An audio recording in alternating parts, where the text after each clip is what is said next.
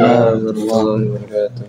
Alhamdulillahirrahmanirrahim. Wassalamu ala asyrafil anbiya'i wal mursalin nabiyina Muhammadin wa ala alihi wa sahbihi ajma'in. Amma ba'd.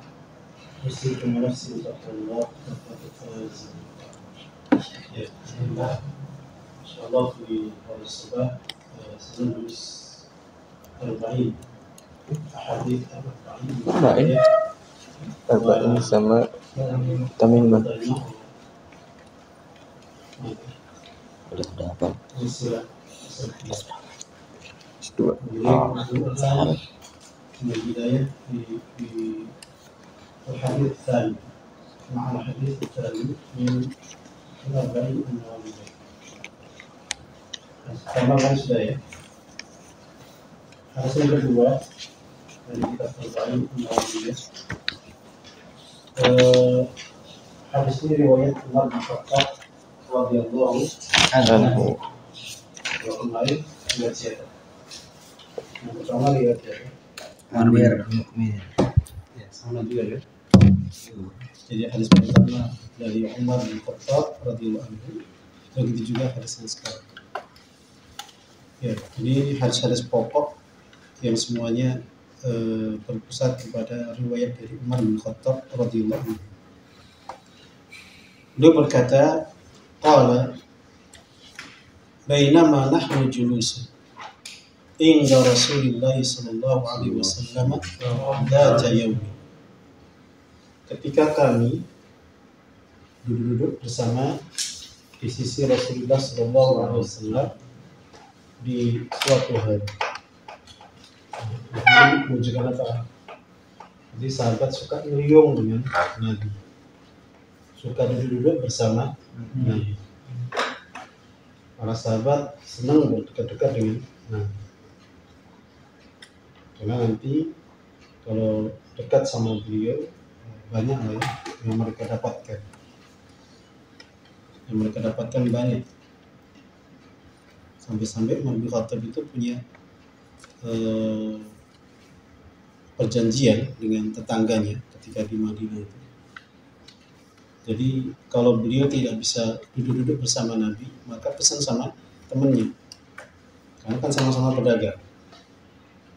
Jadi Umar itu kerjanya sebagai pedagang. Jadi janjian sama tetangganya, kalau saya ada di Madinah, saya duduk sama beliau.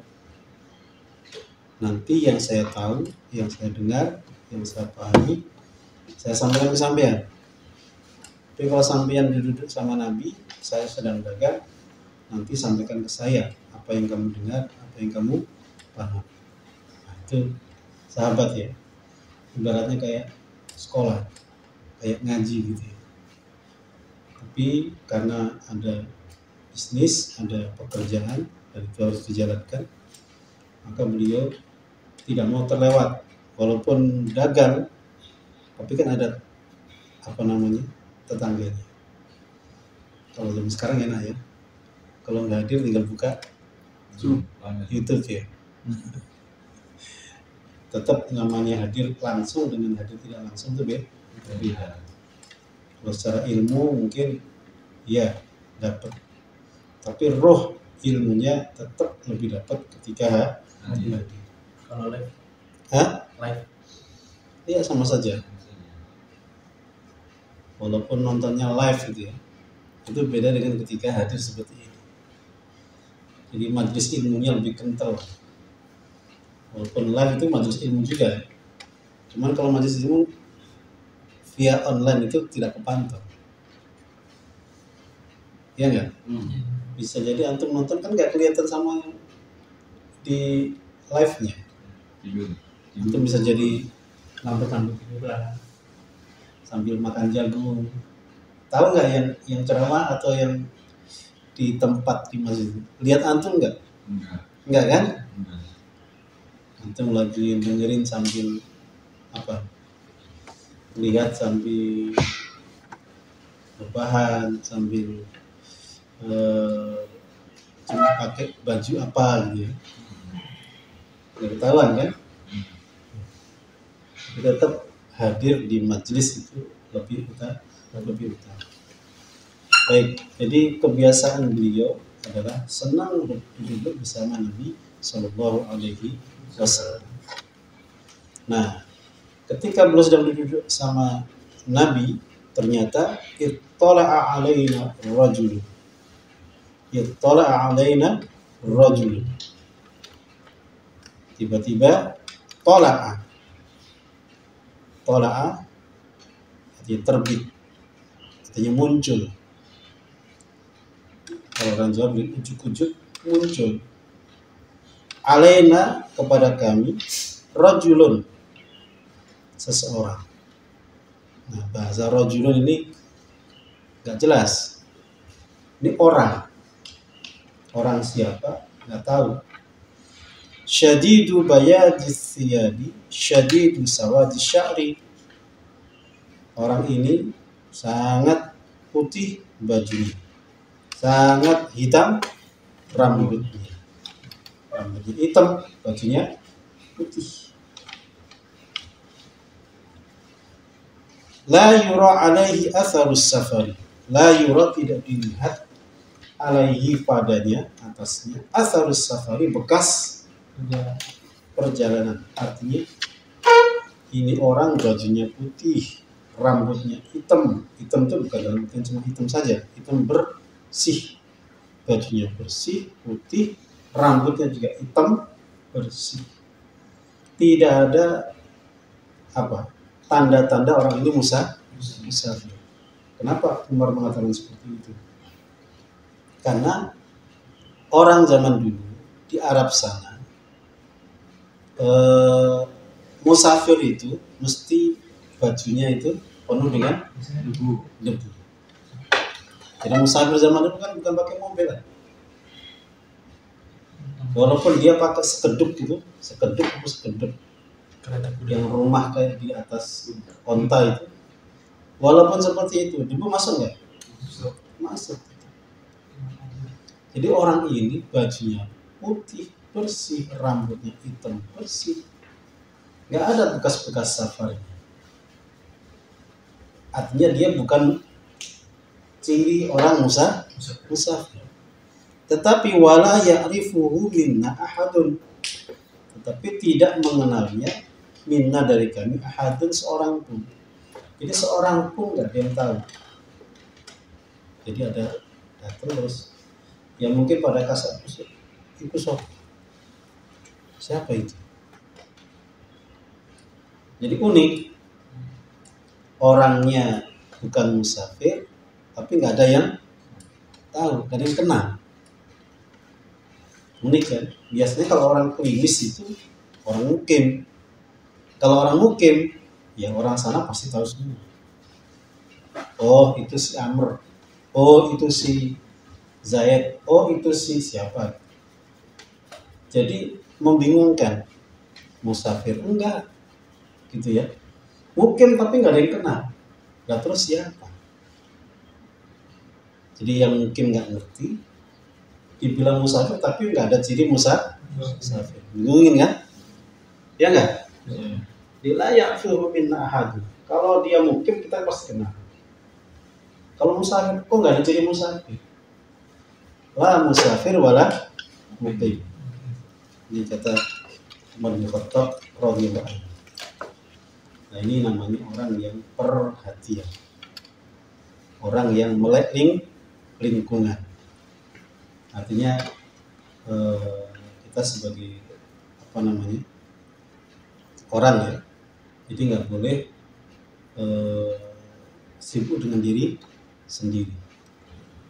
Jadi harus memperhatikan lingkungan. Ini pelajarannya ya. Jadi Umar itu ketika ada yang datang seperti itu, muncul perhatiannya. Ini musafir apa bukan? Mungkin tapi kok nggak kenal. Musafir tapi kok klimis, gitu. Jangan samakan musafir zaman sekarang loh ya. Musafir zaman sekarang melitit-melitit. Biasanya orang kalau musafir bajunya bagus apa jelek? Sekarang bagus. Pakai sepatu, pakai lengkap ya. Nggak ada orang safar kemudian bajunya jelek gitu. hampir-hampir nggak ada. Antum kalau naik pesawat rapi apa? Belel. Rapi. Pasti rapi. Walaupun minimal ke Semarang dekat sana. Walaupun misalnya terbang ke Bandung, pasti rapi. Itu zaman sekarang. Kalau zaman dulu. Baik. Jadi di sini kita belajar dari Umar bin Khattab radhiyallahu anhu.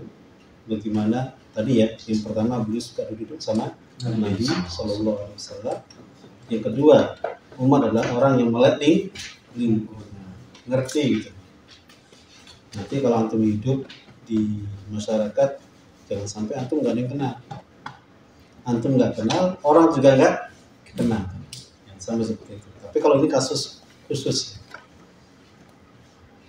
Jadi Umar ngomong seperti itu menunjukkan dia itu orang yang sadar lingkungan. Melek lingkungan. Jadi jangan jadi orang yang individualis. Jangan jadi orang yang ananion. Ya. Jangan orang yang sendiri. Introvert. Gamal. Ya, antum baca atau tidur sih? Hah? Baca? Loh, baca enggak, tidur enggak, itu apa? Merenungi ya. Ya, jadi tidak boleh menjadi orang yang sendiri. Kita harus berjamaah. Kun ma'al jamaah. Jadilah engkau orang-orang yang bersama jamaah. Wa kunu ibadallahi ikhwan. Itu pesan Nabi itu. Wa kunu ibadallahi ikhwan. Jadilah kalian ini hamba Allah yang bersaudara. Kalau bersaudara berarti sendiri apa banyak orang? Banyak. Namun jika ibadallahi ikhwana, hamba-hamba Allah banyak kan?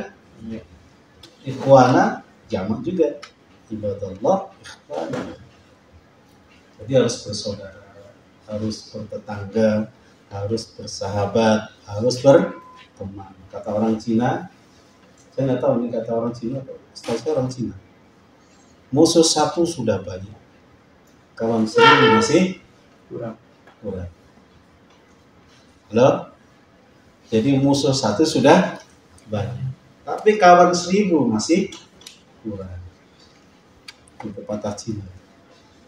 Jadi memang Islam itu mengajarkan kita menjadi orang yang selalu bersaudara. Harus membuka ruang-ruang untuk islah, membuka ruang-ruang untuk saling berdamai, saling membuka, open. Jangan jadi orang yang closing. Tadi apa? Introvert. Introvert tidak boleh. Extrovert juga tidak boleh. Introvert berlebihan. Extrovert juga berlebihan. Jadi yang tengah-tengah saja. Wa ja'alnakum ummatan wasata. Allah jadikan kalian sebagai umat pertengahan yang moderat, mutawassitin. Jangan ke kiri sekali, jangan ke kanan sekali. Jadi harus di tengah. Ada Qadariyah, ada Jabariyah. Qadariyah saya semuanya, gitu kan ya. Kalau Jabariyah saya nggak ada apa-apa. Jabariyah Tengah-tengah. ya, tengah-tengah. Ia punya kemampuan, ia ada nggak kemampuan apa? Nggak ada kemampuan. Jadi dua-duanya gitu gabung. Gitu ya. Jadi sekali lagi Umar bin Khattab radhiyallahu anhu memberikan pelajaran kepada kita, jadilah orang yang melek lingkungan. Jangan hidup sendiri.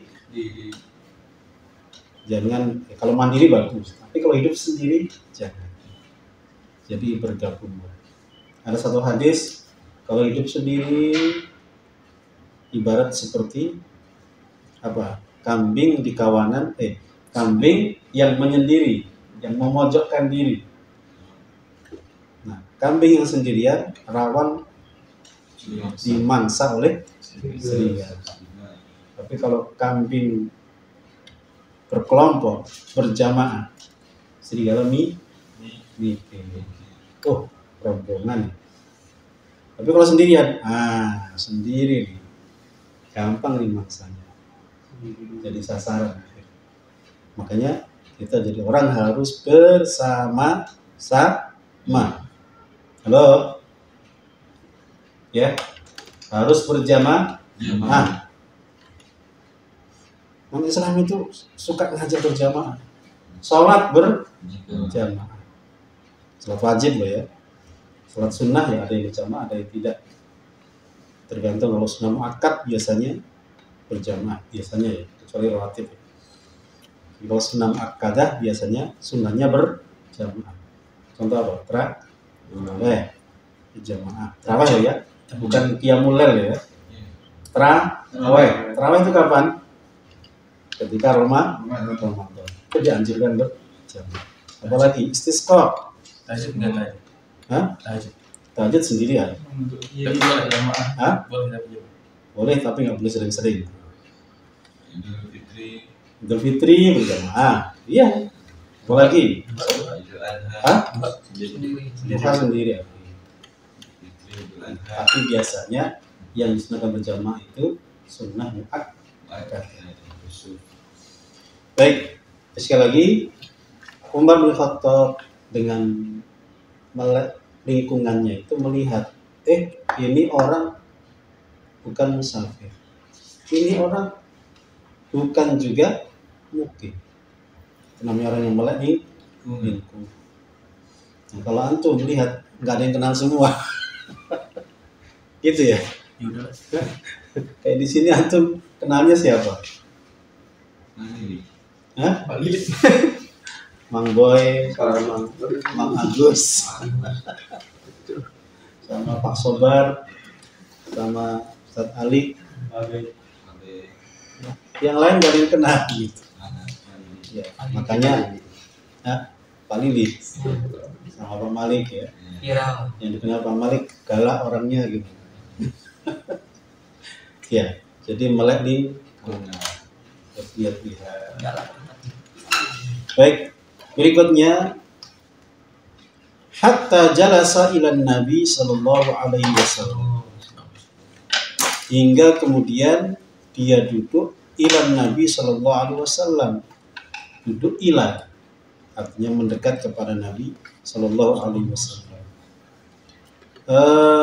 Fa asnada rukbatayhi, maka dia sandarkan kedua lututnya ila rukbatayhi, ke lututnya. Ini nyanya siapa? Nabi. Nya orang ini dan nya Nabi sallallahu alaihi wasallam. Wa wada'a kaffaihi ala fakhidaihi. Jadi memang ini ulama ini bahasanya kan, bahasa ceritanya kan domirnya hi nyanya apakah berbeda atau nyanya sama. Ini kelihatan di setelahnya. Wa wada'a kaffaihi ala fakhidaihi. Dan dia letakkan telapak tangannya, kedua telapak tangannya ala fakhidaihi, di atas paha. Kira-kira di pahanya sendiri atau di paha Nabi. Nah, maka karena hihinya ini tidak dijelaskan hihinya ini. Kalau seperti yang pertama tadi berarti di paha Nabi. Wa qala ya Muhammad akhbirni an Islam. Habis itu langsung dia nanya, akhbirni anil Islam. Kabarkan kepadaku, ceritakan kepadaku, jelaskan kepadaku anil Islami, tentang Islam. Artinya ini orang apa? Thalabul ilm. Makanya para ulama, antum nanti bisa lihat di Fathul Bari terkait hadis ini, itu dibahas semua, banyak sekali poin-poin terkait adab dalam majelis ilmu. Apa adabnya? Yang pertama terkait dengan pakaian. Tadi pakaian yang datang apa? Bersih. Rambutnya rapi. Rambutnya klimis. Nah, ini kan ada Habib satu. Habib adalah Habib. Jadi penampilannya itu meyakinkan gitu. Penampilannya itu menjadi orang yang siap untuk belajar. Itu adab orang talabul ilmu. Jadi siap semuanya. Siap pakaiannya, siap fisiknya, siap perangkat-perangkatnya. Siap semuanya. Kenapa? Karena yang mau dia dapat adalah ilmu. Itu yang harus kita tiru ya. Kita masih agak-agak kurang, belum sempurna. Imam Malik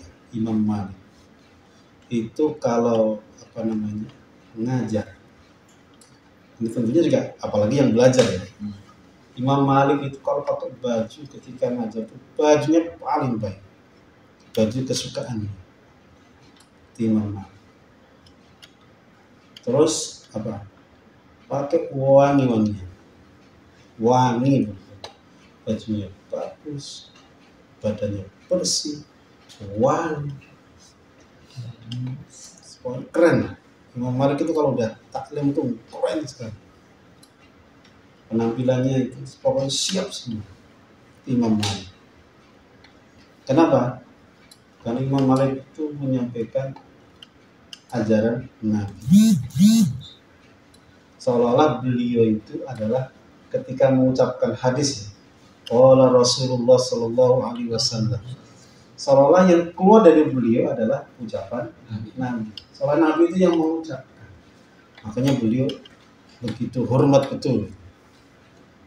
Bagaimana ketika menyampaikan kondisi suci. Jadi bukan kondisi batal, kondisi suci. Suci dari semuanya, hadas kecil, hadas besar semuanya.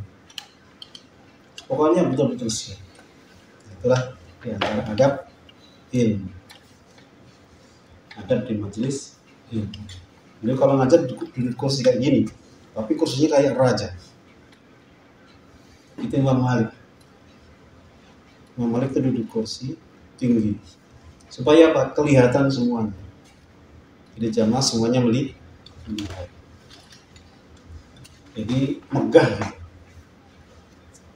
Megah ketika menyampaikan ilmu, menyampaikan apa yang disampaikan oleh Rasulullah Sallallahu Alaihi Wasallam. Imam Malik terkenal, tapi Imam Malik orangnya orang kaya. Ini termasuk ulama yang minal aghniyah. Imam Malik katanya ya, majelis Imam Malik itu kayak gini, digelarin karpetnya empuk sekali.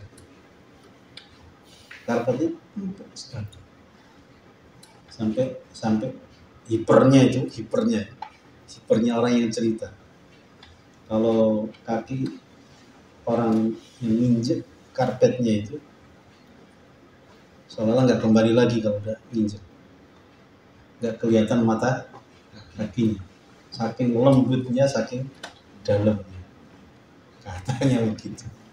Ya mungkin berlebihan, masa ada karpet terus kaki nginjek, mata kakinya kelihatan, kan dalam banget itu ya, berapa senti itu, saking lembut. Jadi penghargaan beliau itu terhadap ilmu kayak gitu. Cuma kalau zaman sekarang takutnya tidur. Memang orang Arab itu pada heran sama orang Indonesia. Di majelis ilmu kok tidur tuh aneh. Tidur. Hah? Orang Arab tidur. Apanya? Lebih jelian. Bukan itu. Orang Arab itu kalau contohnya Jumatan. Kalau Jumatan, orang Arab itu heran, orang bisa Jumatan kok pada tidur. Itu heran. Dulu dosen kita, ya, orang Saudi, orang mana-mana, dia tenang, kok bisa pada tidur nih, kok baju? Itu heran sekali. Karena di sana aib kalau ada khutbahnya orang yang tidur, itu aib sekali. Tapi ketika lihat kita bisa pada tidur nyenyak, sampai ada cerita candaan, Ada orang datang ke dokter insomnia gitu, nggak bisa tidur.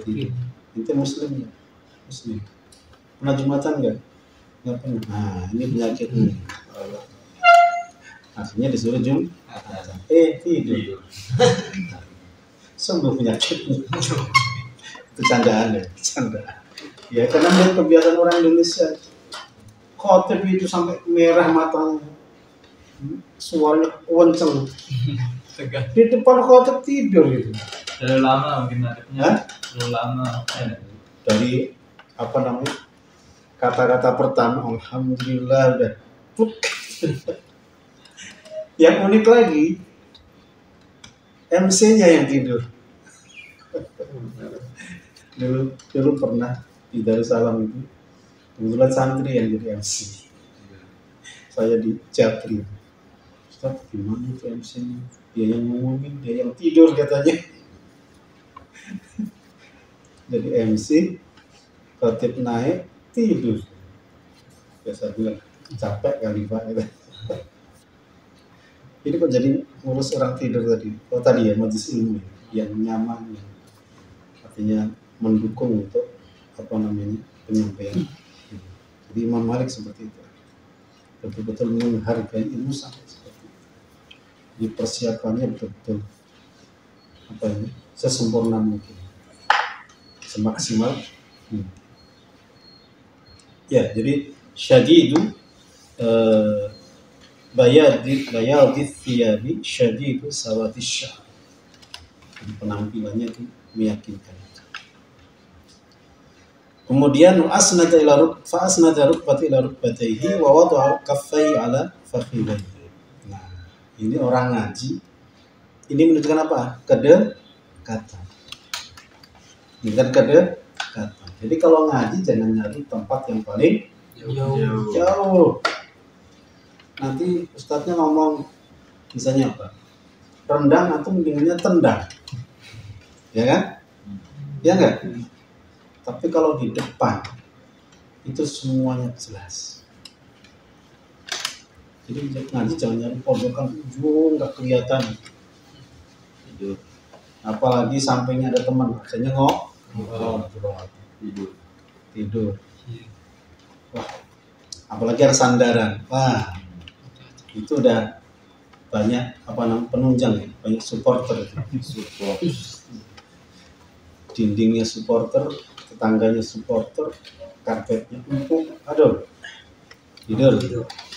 Jadi bagaimana Jibril alaihissalam memberikan contoh kepada kita, ini kan Jibril sebenarnya, bagaimana mendekatkan diri dengan gurunya, dengan Rasulullah Shallallahu Alaihi Wasallam. Fa asnada rukbatayhi ila rukbatayhi wa wada'a kaffayhi ala fakhidayhi. Itu menunjukkan kedekatan. Karena kalau dekat itu ya dapat semua. Kalau orang nonton bola makin jauh atau makin dekat? Yang mahal. Kalau orang nonton konser, yang mahal yang dekat apa yang jauh? TV. Jadi semuanya dapat. Jadi ludah yang nyiprat juga dapat. Dapat semuanya. Namanya juga manusia. Tapi kalau Nabi kayaknya enggak ya. Ya. Jadi semuanya dapat. Baik. Jadi menunjukkan kedekatan. Mendekat. Semakin dekat semakin baik. Kalau antum di kelas gimana? Pengen cari kursi yang paling belakang atau paling depan? Biasanya paling belakang. Padahal yang depan itu lebih. Ya. Nah, kemudian waqala ya Muhammadu akhbirni 'anil Islam.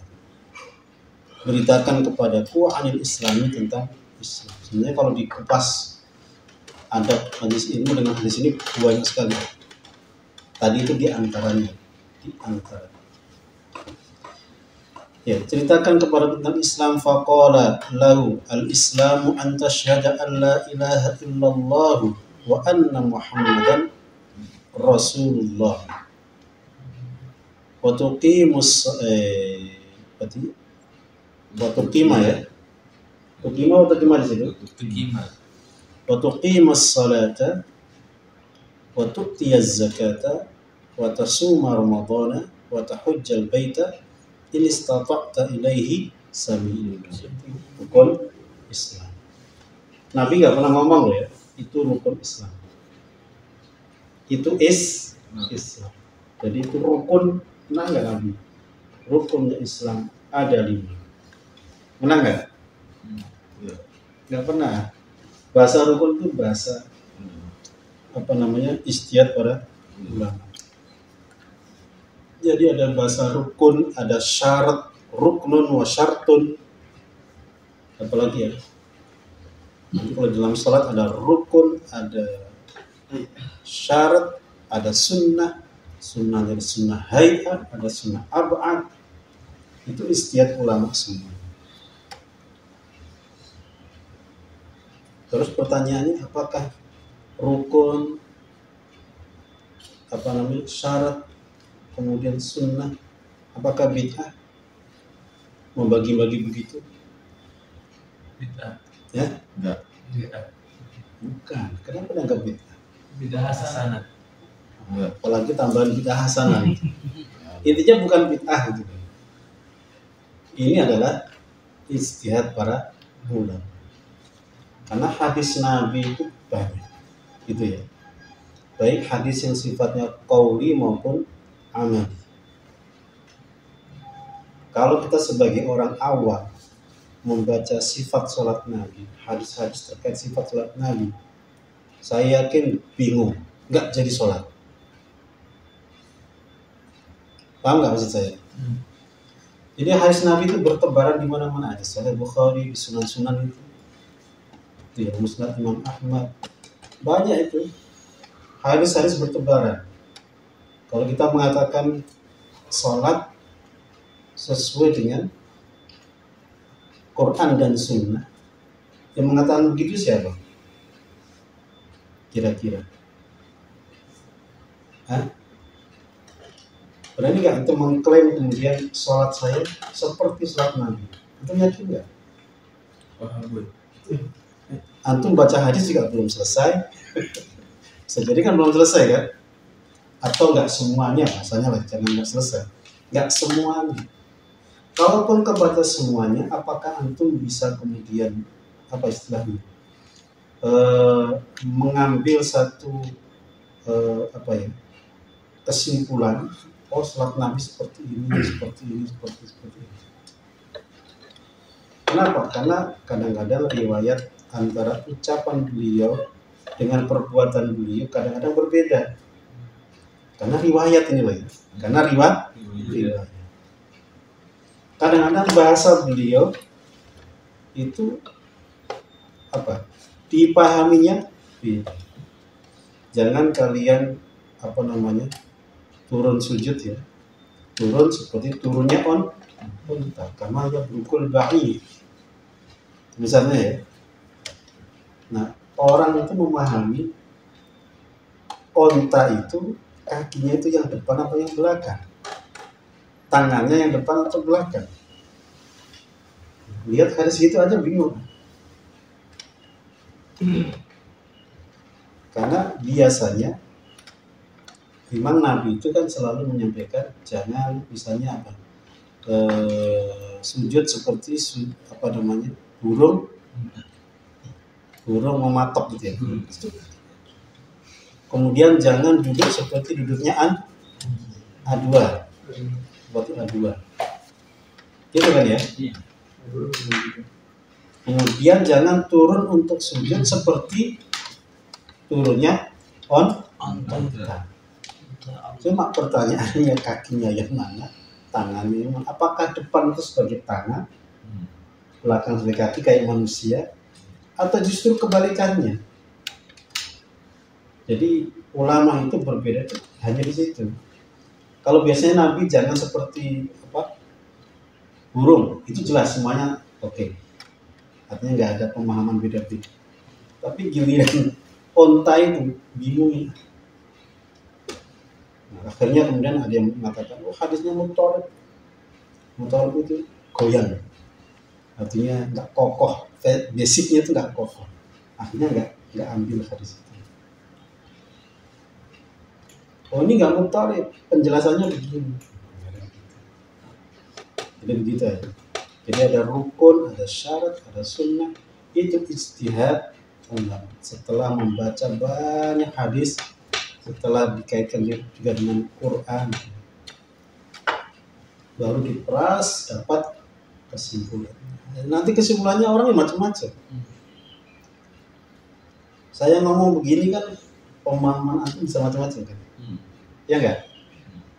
Bisa jadi antum memahaminya bagian belakangnya, antum paham bagian tengahnya, antum paham bagian depan.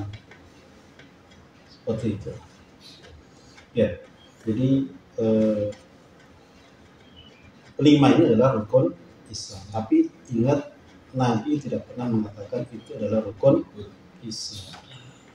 Nabi hanya mengatakan Islam itu syahadat, Islam itu salat, Islam itu zakat, Islam itu puasa, Islam itu haji. Tapi apakah Islam cuma situ aja? Enggak kan? Ternyata ada yang lain-lain. Ada akhlak, ada akidah. Nanti kemudian dengan faknya masing-masing, dengan fannya masing-masing, dengan bagiannya masing-masing. Jadi Nabi nggak pernah bahas ini ilmu akidah, nggak pernah. Ini ilmu hadis, nggak pernah. Apalagi ada hadis, ini hadis dhaif. Pernah nggak Nabi ngajarin hadis dhaif? Pernah nggak Nabi ngajarin ini hadis hasan? Pernah nggak? Pernah nggak Nabi bilang ini hadis sahih? Pernah nggak? Ini hadis mutawatir, ini hadis ahad. Itu ijtihad para ulama dalam rangka menjaga hadis Nabi. Ya. Jadi jangan hobi dengan istilah-istilah ya. Itu istilah ilmiah.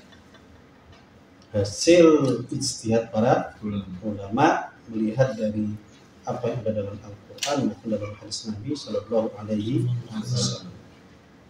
Dan itu tidak bisa diseragamkan pemahaman itu. Susah, berat. Wabil khusus terkait cabang-cabang. Jadi cabang-cabang itu ada peluang untuk berbeda. Jadi jangan memaksakan seragam. Kalau antum boleh pakai seragam bisa. Tapi kalau pemahaman, kepala boleh sama, rambut boleh hitam. Tapi pemahaman bisa beda. Isinya beda. Dalam kepala mungkin isinya mie ayam, yang lain isinya bakso, yang lain isinya ramen. Kalau Jepang ramen namanya. Benar, ramen itu Jepang. Jepang apa Korea? Jepang ya. Kalau yang sashimi itu sushi. Cina. Sushi. Sashimi. Jepang semua ternyata ya. Oke, balik. Intinya ini adalah rukun Islam. Jadi Islam yang pokok itu di sini. Bukan berarti Islam hanya ini loh ya. Ada yang lain. Bagian nanti ada jihad, ada nggak di sini jihad? Ada. Oh ada ya, ada jihad. Ada nggak jihad di sini? Ada. Ya. Jihad perang. Di hadis ini nggak ada jihad. Oh berarti nanti di hadis yang lain. Makanya Imam Ahmad itu pernah mengatakan seandainya ada rukun Islam yang ke-6, saya mau tambahin, mau bikin bid'ah dulu. Saya mau tambahin yang ke-6 adalah jihad fisabilillah. Kenapa? Jihad itu akan menjaga yang 5. Menjaga yang 5. Jadi jihad itu menjaga yang 5. Kenapa? Dengan jihad Islam menjadi tinggi. Kalau Islam tinggi, semua orang tahu, akalnya kebuka, semuanya menjalankan Islam dengan baik dan nyaman. Coba kalau jihad tegakkan, bisa jadi 5 ini belum tentu terlaksana semua. Jadi Islam ini dijaga dengan pedang. Jadi jangan takut. Islam disebarkan dengan pedang. Ya nggak apa-apa, emang kenapa? Gitu. Karena emang ad-din wad daulah tahu aman. Agama dan daulah itu adalah tahu aman. Apa tahu aman? Mata ya. Tahu aman. Ilham. Tahu aman adalah saudara kembar. Jadi tahu aman. Jadi Islam tidak tegak kecuali dengan adanya daulah. Daulah tidak benar kalau tidak dituntun oleh Islam. Jadi din wa daulah itu saudara kembar. Kalau salah itu kata Ibnu Taimiyah. Jadi din wa daulah tahu aman. Saudara kembar. Itu kata Imam Ahmad. Kalau ada satu lagi mau ditambah apa? Jihad fi sabilillah. Oke ya. Jadi ini 5 adalah rukun Islam. Nah, tentunya mulai dari syahadat ya. Jadi 5 ini yang lebih kepada akidah itu yang pertama. Karena itu basic. Antasyhada an la ilaha illallah wa anna Muhammadar Rasulullah. Basic untuk yang lain. Basic untuk salatnya, zakatnya, puasanya, hajinya. Kemudian qala sadaqta. Sadaqta. Engkau benar. Ini kan aneh. Murid nanya, benerin. Ini ngetes apa nanya? Maka Umar mengatakan fa'ajibna lahu yas'aluhu wa yusaddiquhu. Kami heran. Kalau Malaysia bilang kami hairan. Hairan. Memang bahasa Arabnya hairan. Ya kan? Hairan di Quran ada kan? Hairana. Surat apa itu? Hairan. Surat apa? Syedham. Kayak surah. Unsit syaitan. Hairan. Har itu heran. Orang Indonesia tuh pintar menggampangkan. Artinya yang susah menjadi mudah. Hairan. Agak ribet ini. Ribet di lidah. Akhirnya menjadi heran. Di heran itu bukan bahasa Indonesia, itu bahasa Error. serapan. Bahasa serapan. Hairan. Ya. Jadi Umar hairan. Heran. Loh. Ini orang nanya terus kemudian membenarkan, membetulkan. Iya betul itu Muhammad. Sadaqta. Kemudian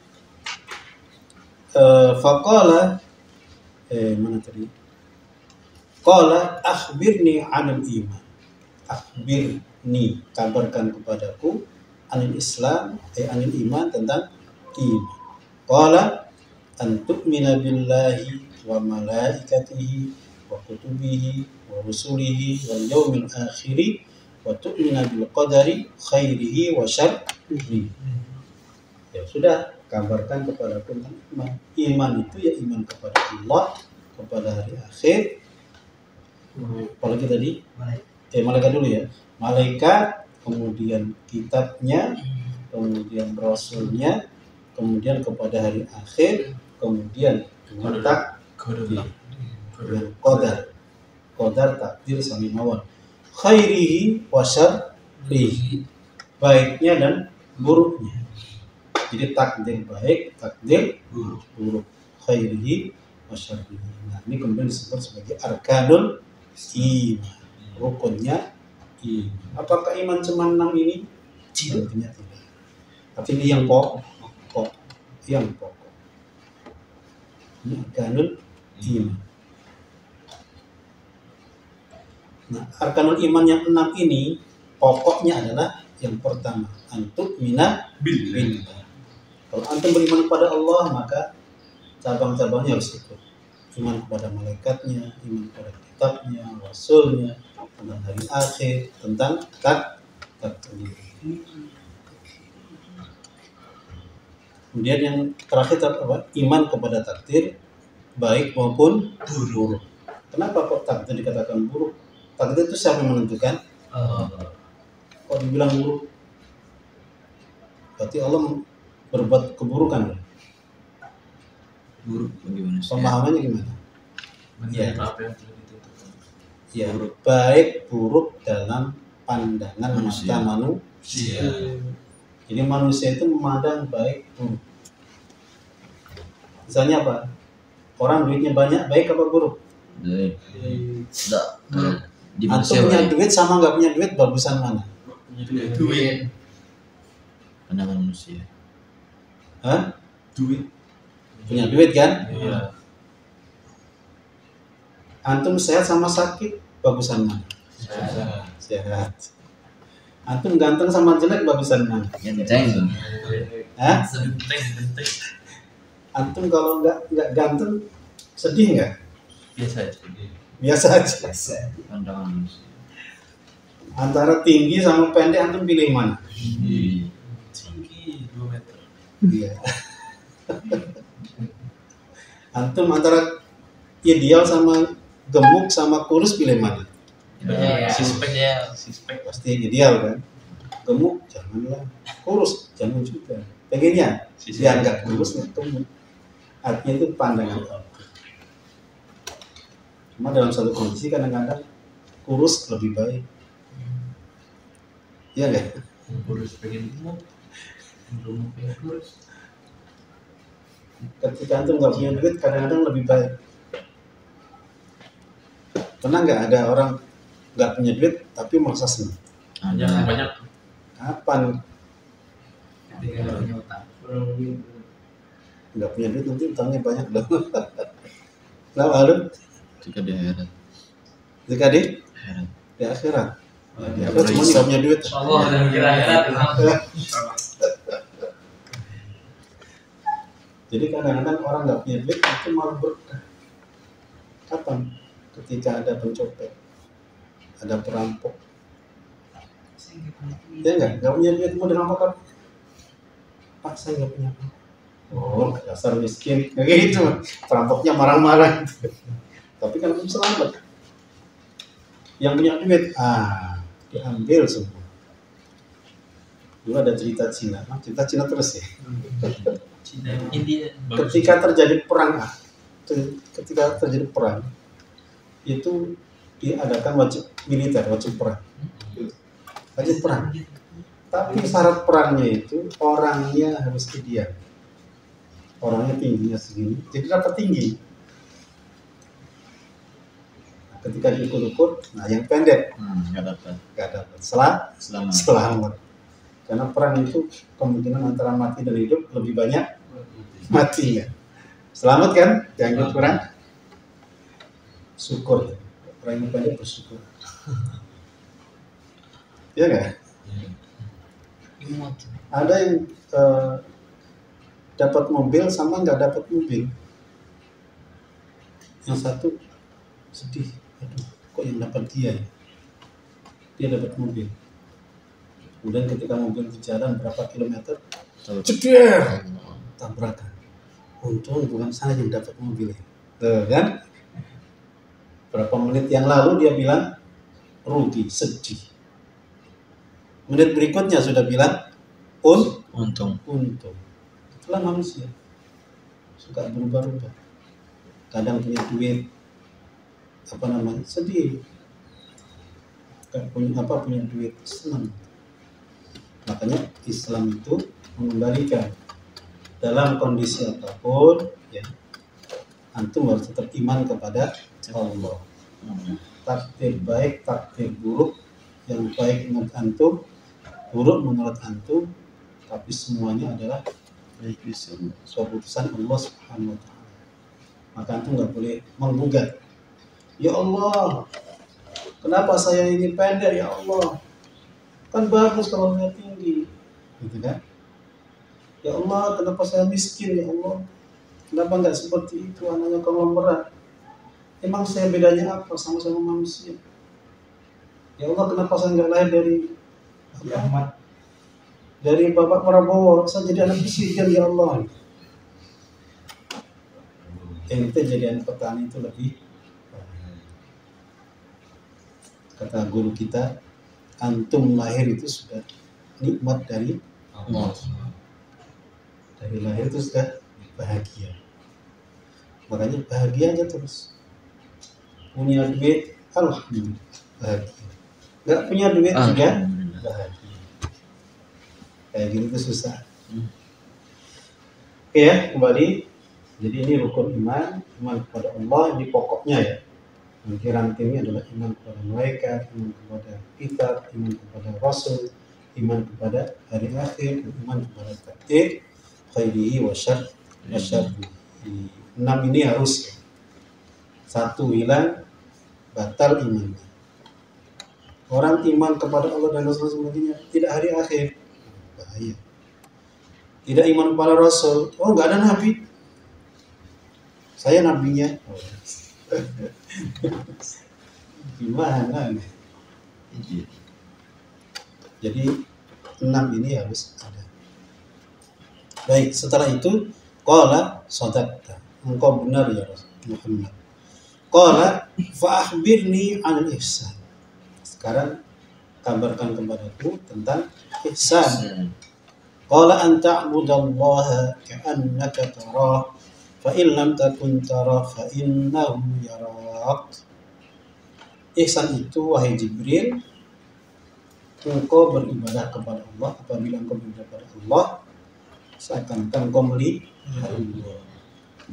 Kemudian kalau engkau tidak melihatnya, yakin dia melihatmu. Itu ihsan. Jadi ihsan itu adalah ketika kita beribadah kepada Allah, seakan-akan kita melihatnya. Ka'annaka tarah. Kalau engkau tidak melihatnya, kalau kita tidak melihatnya, yakin Allah melihat kita. Itu namanya ihsan. Nah, tentunya ini bukan pengertian asli dari ihsan. Ini namanya ta'rif tamtsili. Pengertian tapi dengan contoh. Senang itu gimana sih? Senang itu kalau antum pulang kampung ketemu orang tua, senang ya. Iya nggak? Iya. Itu senang. Apakah senang itu saja? Nah, ya kan? Senang itu kalau antum habis ujian dapat nilainya bagus, senang nggak? Nah, semuanya pengertian adalah senang. Nah, kalau ihsan di sini diartikan engkau beribadah kepada Allah seolah melihatnya. Kalau tidak melihatnya, Allah pasti melihatmu. Maka ini apa? Tamtsili. Engkau sholat misalnya, seolah melihat Allah. Kalau engkau tidak melihat, Allah melihat. Ini kalau dalam bahasa tazkiyatun nafs, ini yang pertama adalah makomnya makom musyahadah. Makom musyahadah. Makom musyahadah artinya seolah antum menyaksikan, antum melihat. Kalau orang melihat itu aktif apa pasif? Kan melihat, berarti antum kan aktif. Nah, yang kedua, kalau antum nggak lihat, ya dilihat. Antum aktif apa pasif? Pasif. Makomnya makom muraqabah, artinya diawasi. Tinggi mana musyahadah dengan muraqabah? Musyahadah. Tinggian mana? Muraqabah. Kenapa? Allah. Orang aktif sama pasif bagusan mana? Aktif. Aktif lah. Makanya makom musyahadah lebih tinggi daripada muraqabah. Dua-duanya baik, dua-duanya ihsan. Tapi musyahadah lebih tinggi dibandingkan muraqabah. Kenapa? Antum aktif. Antum sudah nggak mikir antum dilihat Allah atau tidak. Karena yang pasti dilihat. Makanya antum aktif. Bukan pasif. Kalau pasif itu seolah kayak menunggu. Ibarat antum ngaji gitu. Ustaz Halud nggak ada. Bebas. Nah, kenapa? Ustaz Halud nggak ada gitu kan? Tidur gitu. Tengok kanan kiri. Ustaz Halif lagi pergi merdeka tidur gitu. Tapi kalau musyahadah itu Ustaz Halif ada nggak ada Ngaji. ngaji. Masya Itu namanya Allah. musyahadah. Itu orang aktif Aktif. gitu ya. Jadi muraqabah itu bagus, masih merasa diawasi. Yang tidak bagus kalau tidak pernah merasa ada pengawasan. Astagfirullah. Ya, jadi kita ya, makanya Anda minta antum itu orang yang aktif semua. Aktif itu maksudnya apa? Berangkat dari kemauan antum. Berangkat dari apa? Keinginan antum. Antum di sini tujuannya apa? Hah? Belajar. Belajar apa? Ngaji misalnya. Belajar ilmu syar'i misalnya. Ya aktif saja. Artinya betul-betul dorongan itu dari dalam diri antum. Gitu ya. Kenapa? Antum menyadari ini Quran penting sekali buat saya. Ini bahasa penting buat saya. Ini ilmu syar'i penting buat saya. Jadi nggak perlu didorong-dorong gitu ya. Nggak perlu didorong-dorong ya. Didorong, harus didorong. Ngaji harus didorong. Ngaji harus ditarik. Didorong, ditarik. Yang penting jangan ditendang gitu aja ya. Itu kekerasan dalam rumah tangga. KDRT itu. Cocok itu ya, kekerasan di rumah tafid. Nggak boleh. Nggak boleh dipaksa. Ya. Nggak boleh. Makanya supaya itu tidak terjadi, datang dari kemauan antum. Gitu ya. Reza. Jadi lupa namanya. Jihad, Gamal, Wisnu ya. Ya.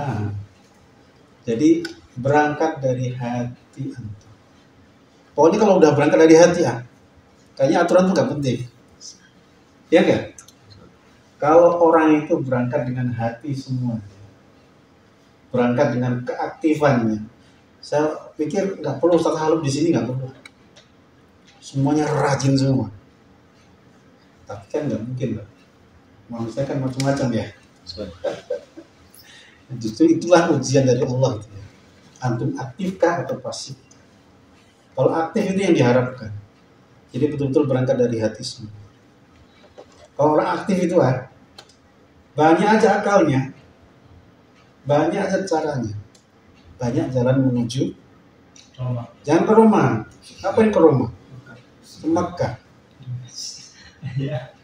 Ya bener Pak. Anak Darussalam itu 2 orang. Hadir di majelis Abdul siapa itu? Abdullah. Bukan Abdul. Somad. Kan? Dua orang yang Fatih Karim. Fatih Karim. Ini dari mana? Teman-teman dari mana ini? Dari Darussalam Ustaz. Oh Darussalam. Langsung ditebakin. Lanjutin ayat ini. Bisa lanjutin dia? Gimana? Hah?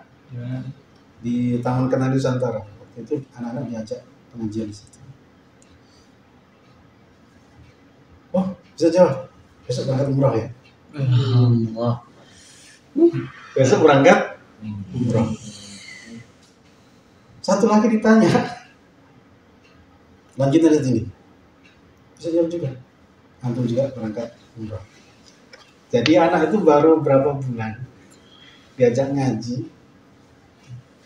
Februari kemarin ya, awal Februari 2024. Itu berangkat umrah. Yang satu anak Lombok, namanya Daniel. Yang satu anak Sukabumi. Februari tahun ini ya, 2024 ya. Iya, 2024 kemarin. Berangkat umrah. Jadi intinya, nah itu kan rezeki lah ya. Rezeki. Tapi rezeki kan mesti ada sebabnya. Oh ternyata sebab antum dari apa namanya hafal Quran, kemudian ada rezeki seperti itu. Artinya kita tidak ingin itulah ya. Karena kita mau menghafal saja. Tapi ya Allah itu ngasih rezeki kadang-kadang cari sebabnya. Oke ya. Jadi sekali aktif. Kalau orang aktif itu bagaimana caranya saya sampai. Ini cerita pribadi saya. Saya itu di kampung belajar di dunia. Udah belajar kitab nahwu apa saja udah belajar. Tapi kan masih kecil kan, nggak paham-paham betul. Kemudian masuk sanawiyah. Ketika saya aliyah itu pesantren 3 tahun saya. Ternyata sanawiyah di kita sama di pesantren itu beda. Aliyahnya juga beda. Ternyata aliyah itu sudah belajar balaghah. Alfiyah sudah lewat ya. Sudah lewat ketika di sana sanawiyah. Nah saya kan kerepotan. Duh, balaghah. Maknanya kitab kuning yang gundul-gundul begitu. Sementara bekal saya ada, tapi nggak maksimal. Artinya bagaimana kemudian saya harus belajar balaghah, saya harus ngejar. Ngejarnya gimana? Harus ngerti apa? Alfiyah. Akhirnya saya belajar alfiyah sendiri. Walaupun di pesantren ada alfiyah, tapi pengajian kan beda dengan sekolah. Kalau pengajian itu kan kiai kadang-kadang pergi, tiba-tiba dalam pengajian, tiba-tiba ada acara apa namanya organisasi. Ya kadang ada, kadang enggak. Gitu. Akhirnya apa? Keaktifan saya itu muncul. Saya beli kitab alfiyah itu segini, terjemahan bahasa Jawa, bukan bahasa Indonesia ya, cuman dulu nggak ada di sana. Karena pesantren kan memang Jawa, bahasa Jawa. Saya itu pelajari sendiri. Ketika di rumah ketemu kitabnya Pak Lik saya, ternyata yang kitab gede itu satu alfiyah. Pak Lik saya itu punyanya kecil-kecil ada 3 atau berapa waktu. Saya pinjam, nggak tahu sekarang di mana kitabnya. Tapi ketika saya di pesantren itu, setelah berapa bulan, saya lihat di toko buku, loh, ada nih terjemah alfiyah persis. Kalau ini sudah cetakan bagus. Kalau paling saya tulisan tangan. Mungkin di copy itu gimana nggak tahu. Saya tuh belajar alfiyah sampai bahasa Kars sampai muntah. Gimana nggak muntah belajar sendiri? Tapi nanti saya sambung-sambungin sendiri. Ketika kalau di Jawa itu kan dimanai ya, dimanai. Allahu utawi Gusti Allah, Rabbuna iku pangeran kita. Kayak gitu. Jadi saya sambung-sambungin, oh gini, oh begini. Lama-lama nyambung. Tapi harus dipaksakan. Ini kalau orang aktif. Jadi orang aktif itu nggak mau menyerah. Bagaimana saya sampai. Itu ya. Bagaimana saya mengejar. Orang lain bisa, saya juga bisa. Itu orang aktif. Tapi orang pasif langsung berhenti. Ini susah. Kayaknya nggak mungkin. Jadi kalau orang aktif itu bagaimana sampai. Caranya, cari caranya. Dia nggak mau kalah sebelum bertanding. Kalau orang pasif itu apa? Belum tanding sudah kalah. Makanya jangan punya mental seperti itu. Bong batu saja ketetesan air bisa bolong. Masa otak kita itu jangan meremehkan ya. Itu rezeki Allah yang paling besar. Otak antum itu kalau dibedah itu, diulur itu sampai berapa kilometer? Pertanyaan nggak? Otak antum itu di kepala itu kalau dibedah, diulur, diurutin itu, diurutin itu, dirapikan itu. Deret itu katanya apa ya? Menurut kedokteran itu bisa berkilo-kilometer. Percaya nggak? Kalau nggak percaya nanti kita buka. Loh, itu ngalahin Intel itu loh. Komputer itu kalah sama itu. Jadi makanya yang di kepala ini jangan disepelekan, jangan dianggurin. Jadi di kepala kita ini file apa folder udah pada siap, nanti isi apa aja bisa. Gitu ya. Jadi otak kita ini mau dikasih apa aja bisa. Jadi otak kita ini subhanallah bisa menyesuaikan, bisa. Memori di kepala ini itu masya Allah. Makanya jangan heran orang hafal Quran usia 7 tahun, 8 tahun, 12 tahun. Karena memang otak kita ini siap. Mau diapain apa aja siap. Cuman kitanya mau apa enggak. Ya. Jadi harus aktif, jangan pasif. Jangan nunggu diperintah, jangan nunggu didorong, jangan nunggu ditarik, jangan nunggu panggil, jangan nunggu. Jadi kalau misalnya kayak belajar begini, walaupun ini libur misalnya, antum tiba-tiba udah di sini. Sebentar lalu kita libur, libur ya. Bukan, hore, bukan. Oh, ini jam belajar, saya belajar dulu. Gitu caranya. Betul lah. Jadi saya nggak bercanda ya. Serius ini. Saya dulu kalau ngaji kok kiai nggak ada. Saya mau tolak. Keren nggak? Keren banget. Ini bukan sombong ya. Ini untuk pelajaran. Jadi saya tuh dijuluki sebagai orang alim. Orang alim itu alim, bukan alim. Alim. Makanya teman-teman itu sebagian ada yang surat-suratan gitu ya. Surat-suratan namanya pesantren kan ada kadang pesantren putri di mana, pesantren putra di mana. Itu kirim surat. Saya nggak pernah kirim. Tapi walaupun akhirnya kemudian pernah juga. Namanya rata-rata itu anak-anak tuh begitu semua. Ya itu pengalaman. Artinya, tapi tetap karena saya itu pikiran saya dari kampung, orang tua udah biayai. Itu beda dengan teman-teman saya. Teman-teman saya ini orang-orang kaya semua. Jadi yang buang duit itu gampang gitu. Orang tua saya biayai pesantren sampai utang-utang. Saya itu dikirimin tiap jadi cerita pribadi. Aku nggak apa ya sebagai pelajaran. Saya dikirimin waktu 5.000. Zaman dulu 5.000 itu gede. Itu 5.000. Itu nunggu kalau ada orang tua teman saya datang ke pesantren. Dititipin. Jajan 5.000 1 bulan. Itu pun kalau ada. Tahun berapa? Tahun 89 ya. 89 hampir 90 kan. Karena 89 sampai 93 kan. Jadi gitu. Jadi memang yang mendorong saya itu. Saya udah dikirim orang tua. Ya kalau zaman dulu dari kampung saya ke Pati ya, Demak ke Pati itu cuma 2 jam kalau zaman sekarang. Bagi saya itu udah jauh sekali.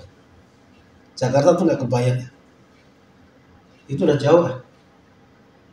Karena kita kan anak kecil ya, jarang main kemana-mana, jarang. Nggak kayak sekarang.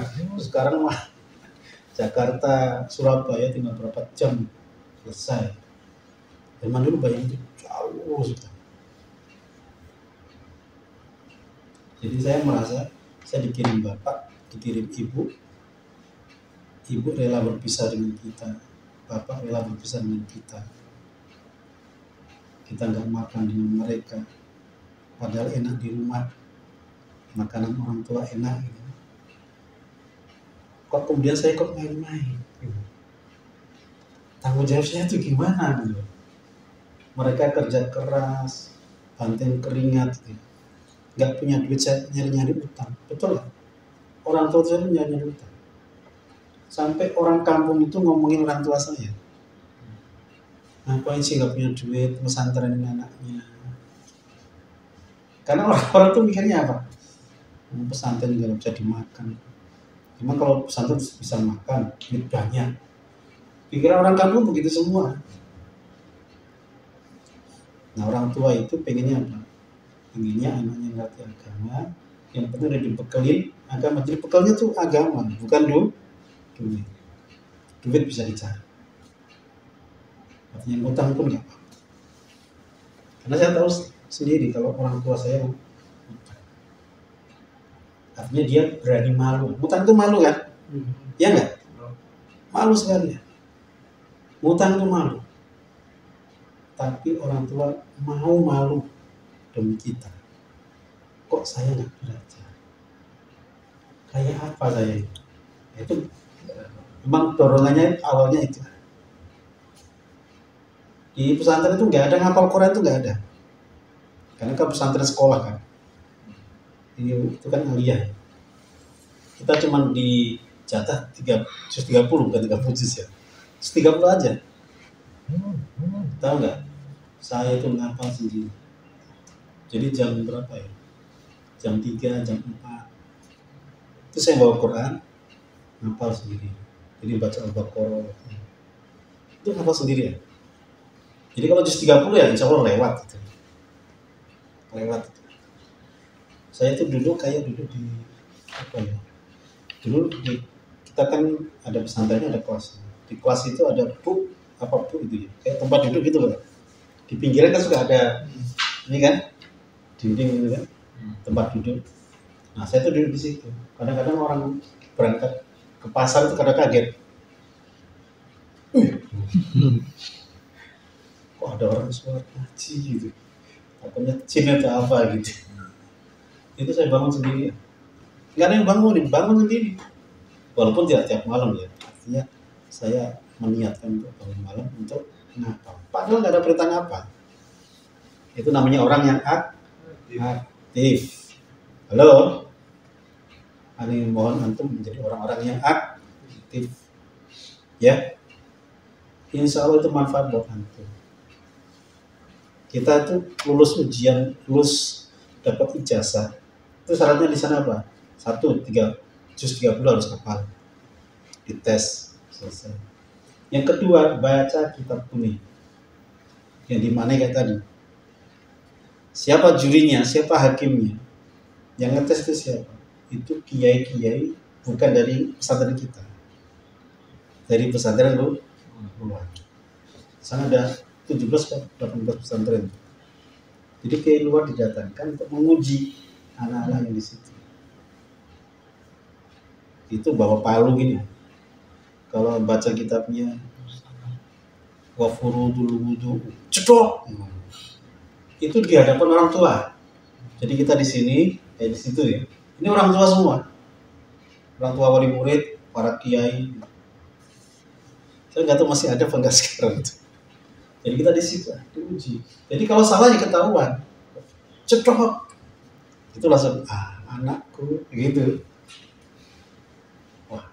Jadi kalau salah banyak ya stoknya banyak. Gitu. Dulu kitabnya Tuhfatul Tullab. Saya dapat jatah Tuhfatul Tullab, kitab fikih Syafi'i. Jadi pilihannya 2. Jadi Bulughul Maram sama Tuhfatul Tullab. Tapi ketika ujiannya nanti dua-duanya dipelajari. Nanti ujiannya salah satu. Ngeri kan? Bisa jadi dapat kitab fikihnya, bisa jadi dapat kitab hadisnya. Nah, ketika aliyah itu sudah belajar subuh salam. Keren nggak? Tapi babnya udah jauh. Sementara Bulughul Maram itu dipelajari di sanawiyah tadi. Makanya kelewat semua saya. Kayaknya mau nggak mau saya harus ngejar. Ya, itu contoh saja ya. Sebagai pelajaran buat teman-teman semua. Berarti kita harus aktif. Aktif itu lebih baik. Yang penting jangan bablas gitu ya. Yang kebablasan. Yang penting betul-betul aktif sehingga kita betul nanti sampai pada tujuan kita. Jadi antum aktif ini merencanakan. Ya, antum di sini kan akad 1 tahun. Bagaimana setahun ini selesai? 1 tahun nggak selesai, berarti saya 16 tahun lagi deh. Misalnya ya, supaya selesai. Itu artinya kita mentarget. Target jangan rendah-rendah. Target yang tinggi. Nggak sampai, oh ternyata belum sampai ya. Udah saya tambah lagi. Itu caranya. Tapi kalau untuk targetnya rendah, setahun ini 5 juz saja deh. Itu terlalu rendah. Gitu ya. Jadi sekali lagi, makomnya makom musyahadah. Jadi antum betul-betul melihat, gitu ya. Antum melihat datang dari kemauan. Jadi orang ibadah datang dengan kemauannya sendiri. Itu lebih baik dibandingkan orang yang ibadah didorong-dorong, diiming-imingi, dapat 27 derajat, dapat 25 derajat, diiming-imingi begitu kan. Kalau orang yang aktif itu udah nggak mikir itu. Saya nggak mikir 27, 25 derajat. Kalau sholat jamaah, saya ingin dapat ridho Allah. Nah, kalau sudah ridho Allah, 27, 25 itu lewat semua. Betul nggak? Ini kalau orang aktif. Halo? Orang aktif. Kalau orang nggak aktif, pasif. 27 derajat loh. 27 derajat. Kalau pasifnya kebangetan, emang 27 derajat kayak apa? Iya kan? Nanya kan? Kalau dibandingkan 27 juta, banyakkan mana? Ngeyel kan? Itu kalau orang pasif, pasifnya ekstrim. Min gulatil pasifiyin. Gulat itu ekstrim. Hulu dalam kepasifan. Dia nanya, emang 27 derajat kayak apa sih? Banyak ya? Hah? Gak ada sholat nanti. Sholat sendiri aja lah. Sama-sama ibadah juga. Kadang alasannya pinter. Sudah belajar kan. Kalau jamaah kan sunnah muakkadah. Kan sunnah. Kenapa dipaksa-paksa? Gitu kan. Masalah sunnah aja kok. Makanya jadilah orang yang aktif. Antum merasa itu butuh, itu baik buat saya. Udah. Kalau saya mikir, saya halu, udah bangunin. Udah bangunin belum? Oh belum bangunin, udah tidur aja terus. Kalau aktif, saya halu bangunin apa enggak? Kalau perlu antum bangun duluan. Bangunin satu halu. Periksa anak tuh, gitu. Keren nggak? Keren. Aduh, indah kayaknya. Tapi kayaknya nggak tahu. Mungkin nggak begitu. Insya Allah. Karena manusia itu beda. Beda. Tapi ya, jangan saya halu tuh bangunin terus, kasihan tuh. Jadi antum itu ngerti jadwalnya sendiri gitu ya. Oh jadwalnya ini bangun malam, ya sudah bangun gitu. Nggak perlu nunggu dicolek. Kalau dicolek kalau halus bangun, kalau enggak ya enggak, tidur lagi. Aduh, jangan. Di kalau antum masih penting kan? Di pesantren aneh itu, kiai itu bawa tongkat. Tongkat. Tahu tongkatnya bukan kayu biasa, kayu jati. Kalau jalan cetok. Itu yang dengar langsung brrrr gitu. Karena kalau nggak bangun, mata kakinya Kalau masih nggak bangun juga, dia bawa kayu, masuk dulu. Ada yang ngumpat, kadang-kadang ada yang ngumpat dengan bahasa Jawa. Ya. Ketika lihat ke atas, yai, sudah, ya. Pokoknya lucu deh, misalnya itu lucu. Tapi itu kan anak-anak kecil ya. Santri-santri SD, SMP, SMA. Tapi dia jangan jadi alasan loh. Saya juga kecil SMA, nggak boleh. Jadi gitu ayat. Jadi panjang ini ceritanya. Ini sebagai pelajaran. Jadi jadilah orang yang aktif, jangan pasif. Antum mencintai, jangan dicintai. Kalau antum mencintai nanti dapat cinta. Jangan mengharap cinta kalau antum tidak mencintai. Katanya antum aktif. Jam berapa antum jadi? 8 Mas. Allah ya Rabb. Sudah jam setengah sendiri nih. Selesai. Selesai ya. Nanti kita cukupin aja ya. Jadi pengertian ihsan. Jadi ihsan itu seperti itu. Ihsan itu intinya antum berbuat baik dengan penuh kebaikan. Semakin kebaikan antum lakukan dengan kebaikan, dengan penuh kebaikan, maka semakin tinggi. Makanya ihsan itu berlevel. Kayak misalnya antum sholat jamaah, kemudian antum pakai baju yang paling bagus. Beda dengan orang yang berjamaah tapi pakai kaos oblong. Ya kan? Antum pakai minyak wangi, sementara yang lain tidak pakai minyak wangi. Ihsannya beda kan? Sama-sama jamaah. Jamaahnya ihsan ya. Tapi kalau ihsannya dengan baju yang bagus, pakai wangi-wangian, datang dengan tenang, tidak berbut-berbut. Nabi berpesan kan kalau datang di salat dengan sakinah wal waqar. Sakinati wal waqar. Ketika antum datang buk-buk, khusyuk nggak alatnya? Jamaahnya ihsan, tapi dengan kalah dengan ihsan yang lain. Artinya level antum masih di bawah ihsan yang satunya. Datang dengan penuh ketenangan, dengan penuh ketundukan. Udah. Makanya saya sampaikan tadi, yang pertama makom musyahadah, yang kedua makom muraqabah. Musyahadah lebih tinggi daripada muraqabah, tapi sama-sama ihsan. Karena ihsan nanti berlevel tergantung kebaikan antum, nilainya apa, nilai plusnya apa. Semakin banyak nilai plusnya, ihsannya makin tinggi. Jadi antum sholat itu tidak hanya 27 derajat, bahkan lebih dari itu. Gitu ya. Jadi 27 itu normal. Antum ngantuk pun dapat 27 derajat. Antum jamaah salatnya ngantuk, imamnya sudah selesai apa? Fasabbih bismi rabbikal azim. Antum masih ngantuk. Udah benar kok ya? Antum baru rukuk.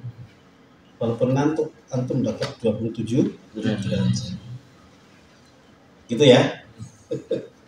Yang lain yang ngantuk sama, karena yang ngantuk ini dapat syafaat dari imam. Makanya imam itu baik gitu. Wong yang masbuk aja nggak baca Fatihah ditanggung sama imam. Makanya imam itu paling besar. Ya enggak? Karena nanggung banyak orang gitu. Berarti kalau nggak benar juga semua itu. Ya kalau nggak benar antum sendiri nanggung semua makmum. Ini kekurangannya aja. Kalau kesalahan kekurangan apa namanya? Makmum itu mestinya. Baik. Sadaqta, engkau benar wahai Muhammad. Qala fa akhbirni 'anil lagi. Fa akhbirni 'anis sa'ah. Qala fa akhbirni 'anis sa'ah. Ceritakan kepada tentang sa'ah. Apa sa'ah? Kiamat. Jadi kiamat. Qala mana tadi? Mal mas'ulu anha bi a'lama minas yang ditanya tidak lebih tahu daripada yang bertanya. Artinya dua-duanya sama-sama tidak tahu. Manusia yang paling mulia, malaikat yang paling mulia, dua-duanya tidak tahu. Apalagi Mbah Dukun. Apalagi orang Amerika itu yang katanya 12. Antum udah lahir belum ya? Udah ya? Tanggal 12 bulan 12 tahun 2012. Kiamat. Ya kan? Kan cocok 12. Namanya suku apa di Amerika? Ya ahli matematika. Matematika ala zaman dulu ya. Kan matematika yang di kampus itu. Ternyata enggak terjadi. Ngapain percaya orang begitu? Ya. Jadi Anissa yang ditanya tidak lebih tahu daripada yang bertanya. Kemudian ya sudah, fa akhbirni an amarah. Ceritakan kepadaku amarahnya, alamahnya, tanda. Apa tandanya? Antalidal amatu rabbata. Ketika budak melahirkan tuannya, pemiliknya. Maksudnya apa ini? Ada budak, ada majikan punya budak perempuan. Kalau budak itu halal. Halal. Diapain sama budak? Apa majikan itu nggak masalah. Jadi dikumpulin kayak istri gitu, boleh. Kenapa? Mau budaknya. Jadi ketika dikumpulin kemudian hamil, maka dia punya anak. Nah, anak itu merdeka apa budak? Merdeka. Merdeka. Nah, kalau merdeka berarti kalau misalnya bapaknya meninggal, Ibunya jadi budak. ibunya jadi budak. Itu namanya antalidal amatu rabbata. Apabila budak melahirkan tuannya.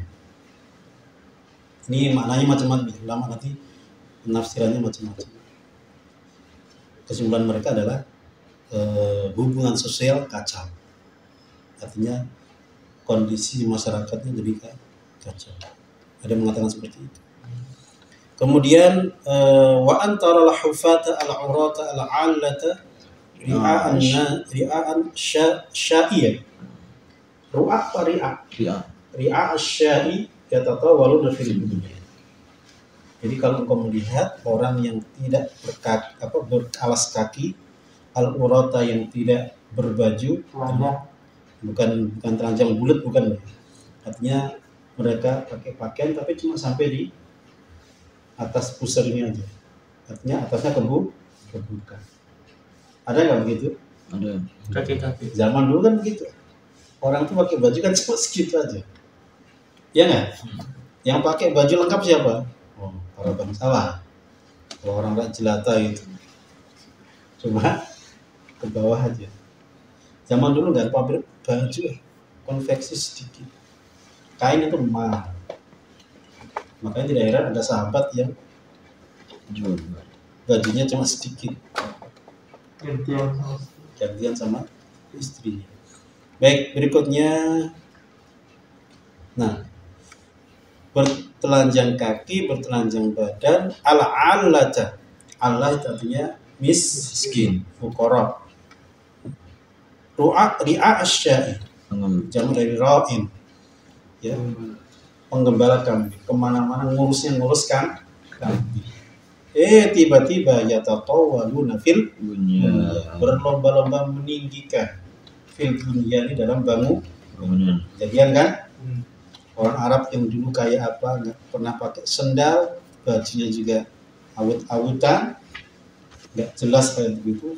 Tiba-tiba padang pasir menjadi ladang gedung. Antum lihat Saudi, antum lihat Dubai, itu kayak apa?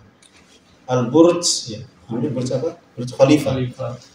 Itu menara paling tertinggi di dunia.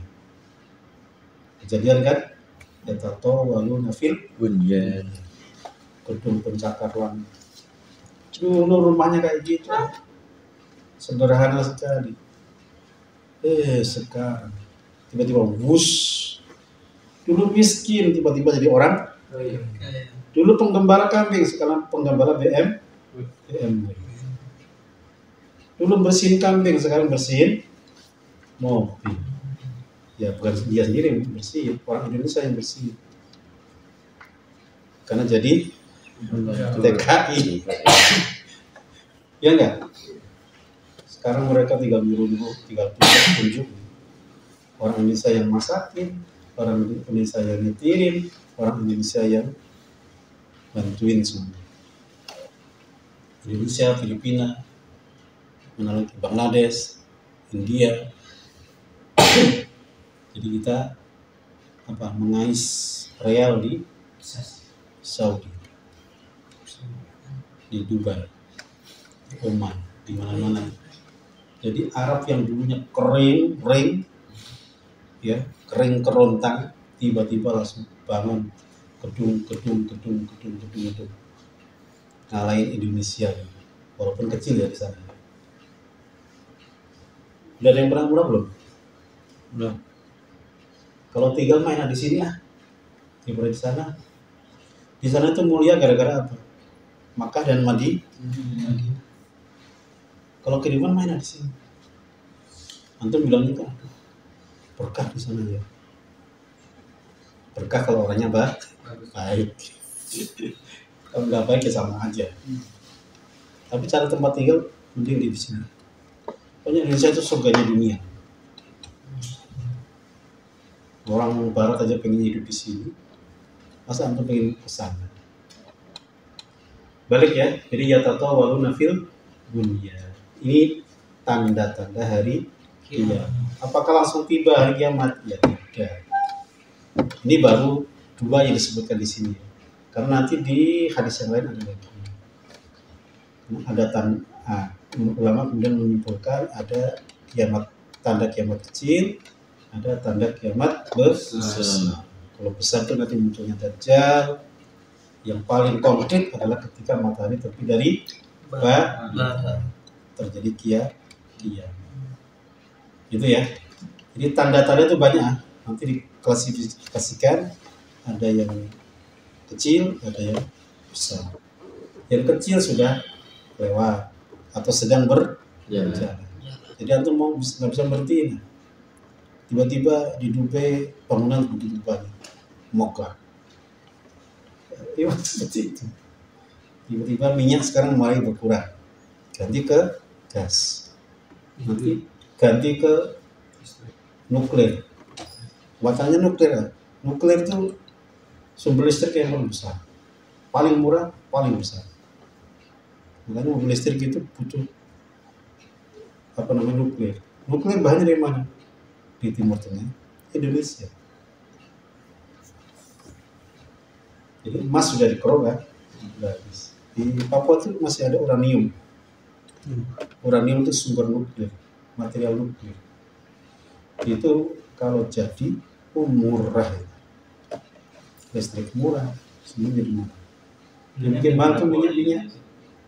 Palingan di mana kuali? Monopoli. Di monopoli. Nah itu masalahnya. Negara kita masih belum mandiri. Ya, berikutnya summan tolaqa falabithtu maliya. Kemudian tiba-tiba orang itu pergi, maka saya diam beberapa waktu. Summa qala. Malian ini ada yang mengatakan malian itu salah satu ayat, 3 hari. Jadi Umar tuh mikir, itu siapa? Musafir bukan, orang mukim. Artinya orang ibarat kayak di sini gitu, santri bukan, warga juga bukan. Terus siapa? Maka kemudian ketemu Nabi, tsumma qala, ya Umaru, atadri man sa'il? Tahu nggak kamu? Tadi yang nanya siapa? Qultu Allah wa rasuluhu a'lam. Allah dan Rasulnya lebih tahu. Qala fa innahu Jibril. Sesungguhnya itu adalah Jibril, atakum, datang kepada kalian, yu'allimukum dinakum, mengajarkan kepada kalian agama kalian. Rawahu Muslim. Hadis riwayat Imam Muslim. Wallahu ta'ala a'lam bis-shawab. Oke ya. Jadi semoga antum dapat banyak pelajaran di hadis yang kedua ini. Memang ini ceritanya tentang Islam, iman, ihsan. Itu yang mengatakan itu berlevel ya. Levelnya Islam, artinya zahir ya. Kalau iman, batin. Kemudian ihsan, lebih tinggi dari batin. Karena mengolah semuanya, zahir dan batin. Jadi Islam paling bawah, muslimun. Tapi level kedua ke atas mu'minun. Level paling tinggi muhsin. Ya. Jadi makin mengerucut ya, makin mengerucut. Tapi kalau nanti sebelum iman berarti mengandung semuanya. Baik, saya kira itu ya. Semoga bermanfaat. Aku qouli hadza. Astagfirullah wa lakum. Subhanakallahumma wa bihamdika asyhadu an la ilaha illa anta astaghfiruka wa atubu ilaik. Assalamualaikum warahmatullahi wabarakatuh. Apa baru?